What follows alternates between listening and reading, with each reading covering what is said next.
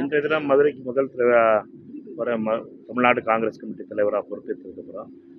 மதுரையும் விருதுநகருக்கும் நாளை விருதுநகரில் பெருந்தலைவர் காமராஜனுடைய பிறந்தநாள் விழாவுக்கு அவருடைய இல்லத்தில் மாலை அணிவித்து, அதே போலவே லஞ்சம் தவிர் நெஞ்சம் நிமிர் கேம்பெயினோட செகண்ட் பார்ட்டை வந்து விருதுநகரில் வந்து தொடங்குகிறோம்.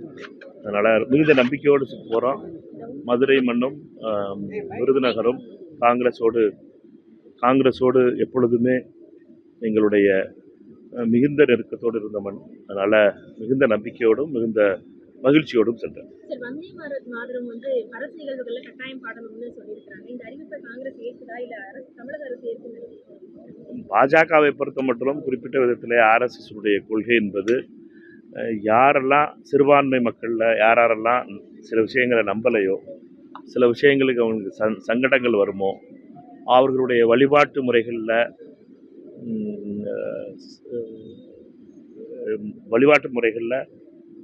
அவர்களை வந்து சங்கடப்படுத்தணுமோ, இது எல்லாத்தையும் பண்ணுறது தான் ஆர்எஸ்எஸ். தேசியம் இந்தியா அப்படிங்கிறது இப்படி சங்கடப்படுத்தி மற்றவங்களை கஷ்டப்படுத்தி தேசியம் இந்திய தேசியங்கிறத திணிக்கிறது தான் ஆர்எஸ்எஸ்.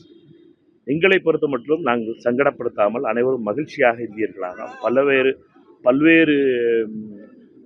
மதத்தையும் பல்வேறு நம்பிக்கைகளையும் பல்வேறு மொழிகளையும் பல்வேறு பழக்கங்களையும் கொண்ட இந்தியாவாக உருவாக்க வேண்டும் என்று நேருவும் காந்தியும் நினைத்த இந்தியாவை உருவாக்க விரும்புவார்கள்.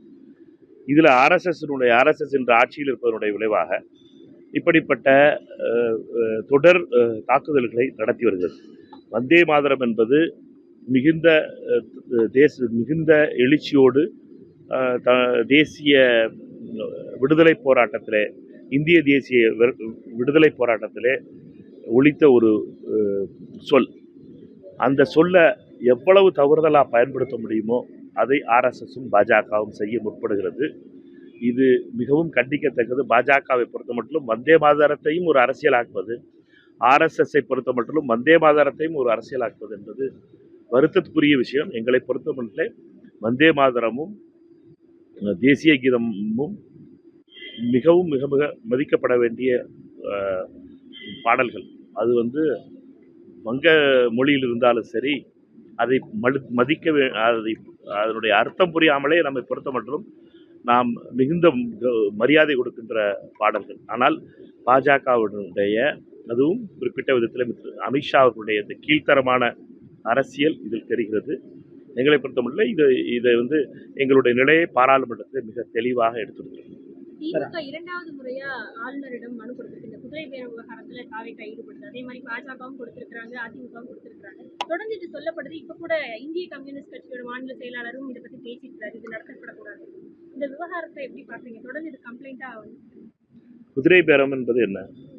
ஆளுங்கட்சி ஒரு 234 சட்டமன்ற உறுப்பினர்களில் யாரையாவது ஒரு ஆளை பணம் கொடுத்து இல்லை பதவி கொடுக்குறோன்னு சொல்லி ஆசை காட்டி ஒரு கட்சியிலேருந்து இன்னொரு கட்சிக்கு சேர்க்கிறது அப்படின்னு யாருக்கு சொல்லியிருந்தாலும் சரி, அவர்கள் புகார் போலீஸில் கொடுக்கணும்.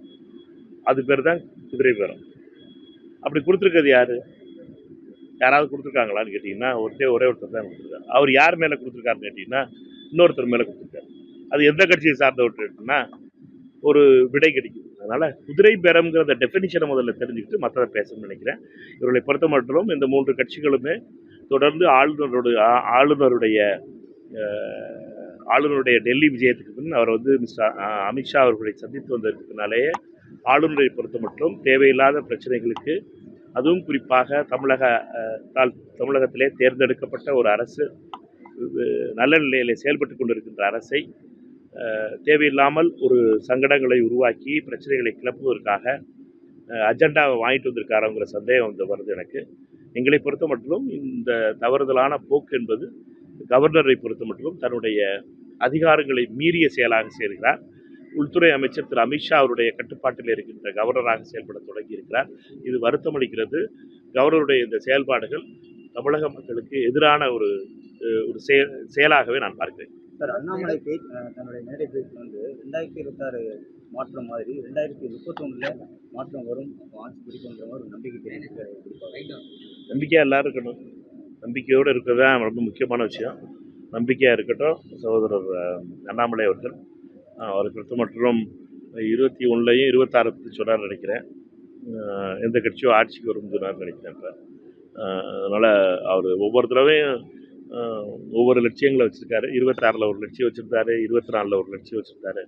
அதனால் 31 லட்சியம் வச்சுருக்காரு. லட்சியம் இல்லாத வாழ்க்கை சரியில்லாது. லட்சியத்தோடு இருப்பது ஒரு முக்கியமானது. ஆனால் லட்சியத்தோடு சேர்ந்து கன்சிஸ்டன்சி இருக்கணும். திடீர்னு மாறிக்கிறாம ஹெட்லைன் கிராப் பண்ணுறக்கா மட்டும் பேசக்கூடாதுன்னு நினைக்கிறேன். சரியா? அது தவறான செய்தின்னு நான் இடதுசாரி நண்பர்கள்ட்ட பேசினேன். தவறாக ரிப்போர்ட் ஆகிருக்குன்னு மட்டும் சொன்னாங்க.